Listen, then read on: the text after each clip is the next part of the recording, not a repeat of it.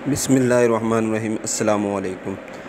आज हम पढ़ रहे हैं जी biology and the services of mankind के बायो की इंसानी ज़िंदगी में क्या असरात हैं, क्या खिदमत सर अंजाम दी हैं जी इसने। कल हमने इसका एक कोर्स लेआउट पढ़ा था, कंटेंट पढ़े थे कि क्या क्या चीज़ें हमने पढ़नी हैं इसमें।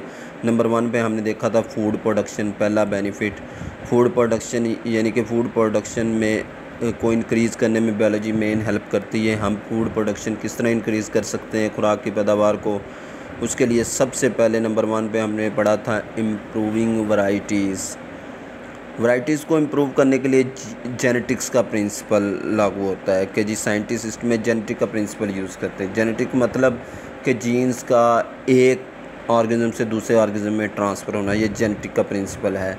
यानी कि जो चीज़ आपको अच्छी लगी वहाँ से जीन्स को सेल में से निकाल के दूसरे जीन्स नॉर्मल सेल में शिफ्ट करके और उसी तरह की कीमती चीज़ हासिल करना ना, वो जेनेटिक का प्रिंसिपल है कि मतलब जीन्स को ट्रांसफ़र करना।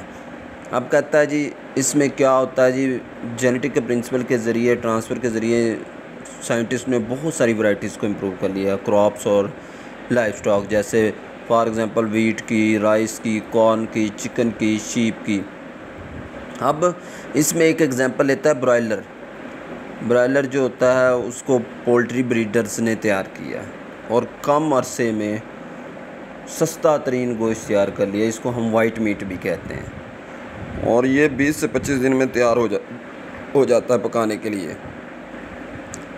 उसके बाद ये थी इम्प्रूविंग वैरायटी के जीन्स की मदद से, जेनेटिक के प्रिंसिपल के ज़रिए हम प्लांट और एनिमल्स की वैरायटीज़ को इम्प्रूव कर रहे हैं जी, जिसकी मदद से हमें क्विक रिस्पॉन्स आता है और जल्दी कोई चीज़ तैयार हो जाती है और ज़्यादा मकदार में, और इतनी एक्सपेंसिव भी नहीं होती। अब इसकी एग्जांपल ब्रॉयलर है जी। उसके बाद वैरायटीज़ को इम्प्रूव करने के लिए कौन कौन से टेक्निक इस्तेमाल की जाती हैं। नंबर 1 पे genetic engineering, number 2 cloning, number 3 पे टिश्यू कल्चर। जेनेटिक इंजीनियरिंग क्या होती है कि जीन्स के अंदर कोई तब्दीली लाना, मैनिपुलेशन ऑफ जीन्स के अंदर कोई तब्दीली लाना। इसकी एग्जांपल है ट्रांसजेनिक प्लांट क्या होते हैं, वो प्लांट्स जिसमें कोई नई जीन्स शिफ्ट करके उसको हासिल किया जाता है, उसको हम कहते हैं ट्रांसजेनिक प्लांट। नई जीन्स से हासिल होने वाला जो प्लांट होता है ना, उसको हम ट्रांसजेनिक प्लांट कहते हैं, जिसके अंदर कोई जीन्स शिफ्ट की जाती हो। उसके बाद क्लोनिंग क्या होती है, identical copy of the organism, किसी भी ऑर्गेनिज्म की हूबहू कॉपी तैयार कर लेना, वो क्लोनिंग है। ये एक एसेक्सुअल रिप्रोडक्शन का बेस्ट मेथड है क्लोनिंग जो है। इससे हम जो है क्लोनिंग आगे हम पढ़ेंगे वजाहत के साथ। Tissue culture, growing the tissues of the plant के टिश्यूज़ को ग्रो करना, वो टिश्यू कल्चर कहलाता है।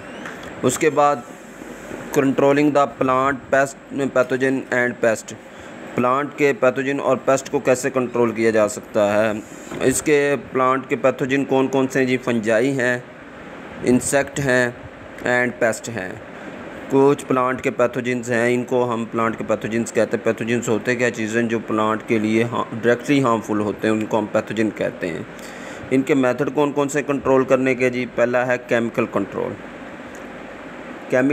कंट्रोल के लिए जो है मुख्तलिफ केमिकल इस्तेमाल करते हैं, जैसे फंजीसाइड है जो फंजाई को कंट्रोल करने के लिए इस्तेमाल होती है, इंसेक्टिसाइड है जो इंसेक्ट को कंट्रोल करने के लिए इस्तेमाल होती है, पेस्टिसाइड है जो पेस्ट को कंट्रोल करने के लिए इस्तेमाल होती है, हर्बिसाइड है जो वीड्स को कंट्रोल करने के लिए इस्तेमाल होती है। इसी तरह बायोलॉजिकल कंट्रोल वो होता है जिसमें पेस्ट को कंट्रोल किया जाता है लिविंग ऑर्गेनिज्म की मदद से। इसमें हम लिविंग ऑर्गेनिज्म को यूज़ करके जो है मुख्तलिफ पेस्ट और पैथोजन को कंट्रोल करते हैं। जैसे फॉर एग्ज़ाम्पल जो एफिड है ना, वो वालनट ट्री के ऊपर इफ़ेक्ट काज करता है, तो वालनट ट्री के ऊपर, अखरोट के पौधे के ऊपर, यानी कि उसको ऊपर एफिड को कंट्रोल करने के लिए हम वास भीड़ इस्तेमाल करते हैं, जो क्या करता है जी, मुकम्मल तौर पर एफिड को खा जाता है। इस तरह हमने पेस्ट को कंट्रोल करने के लिए, इनके एफिड को कंट्रोल करने के लिए हम लिविंग ऑर्गेनिज्म इस्तेमाल किया। बायोपेस्टिसाइड मतलब बैक्टीरिया की मदद से हम पेस्ट को किल करें, वो बायोपेस्टिसाइड कहलाती है। उसके बाद आ गया IPM, integrated pest management. IPM का मतलब integrated pest management, all relevant and appropriate method to use to kill the pest, के तमाम किस्म के मेथड जितने भी हो सके हम अपनी प्रैक्टिस करें पेस्ट को किल करने के लिए, वो IPM कहलाती है। वो क्या कहलाती है, आईपीएम, यानी कि फूड प्रोडक्शन के लिए हमें जो है सबसे पहले वैरायटीज़ को इम्प्रूव करनी पड़ेगी और वैरायटी को और पेस्ट को कंट्रोल करना पड़ेगा। ये आज 2 चीज़ें हमने पढ़ी हैं। वैरायटी इम्प्रूव कैसे होगी, क्लोनिंग, टिश्यू कल्चर और जेनेटिक इंजीनियरिंग के ज़रिए, और पेस्ट कैसे कंट्रोल होंगे, chemical method, biological method, biopesticide और आईपीएम से। ओके जी, अल्लाह हाफिज़, wish you all the best.